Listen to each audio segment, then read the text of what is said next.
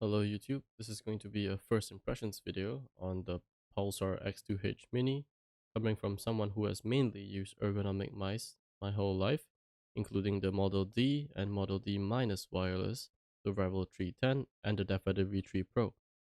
I've only recently started getting into ambidextrous mice, including the GPX1 and 2. This is the 2 as you can see, not much difference by the way.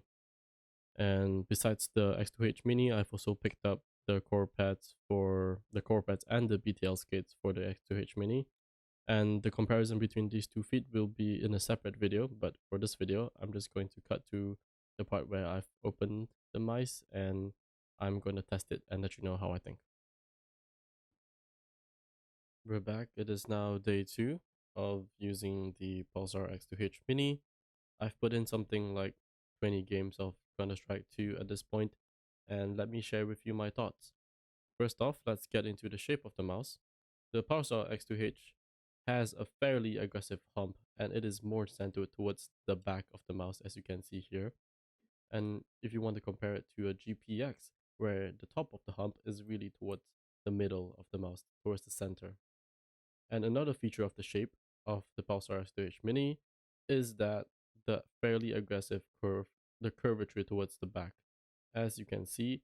And if you want to compare it again to the GPX, you can tell that the back of the hump has a less aggressive curvature. And keeping this in mind, I feel that the X2H Mini is more suitable for people who either fingertip their mice or use the claw grip. I wouldn't suggest the people who use a palm grip to buy the X2H Mini simply because of the way the hump sits in your palm. It's really hard to find a comfortable position to rest your fingers as compared to a more centered hump on the GPX2. Now on to the build quality of the mouse. I feel like the X2H Mini is really solid.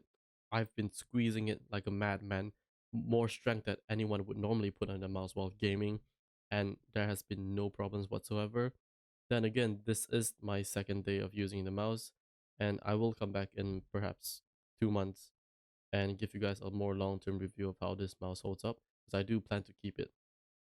On a side note, my GPX2 has started creaking already towards the back left side of the mouse. The outer shell has been starting popping in and out, and I do plan to return this.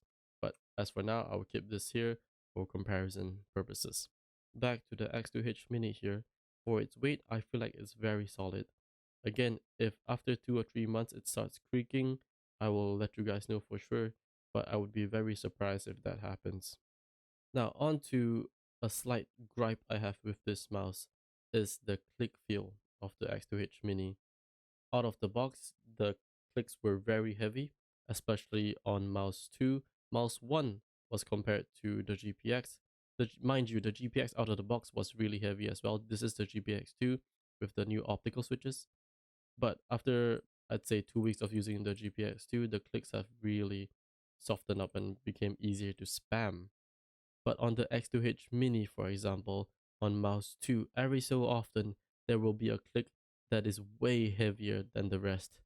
And I'm not sure if this is just a defect on my copy, but I'm just letting you guys know that this is what I've been experiencing. Other than that, the side buttons, perfect. I have no complaints. Very little post and pre-travel.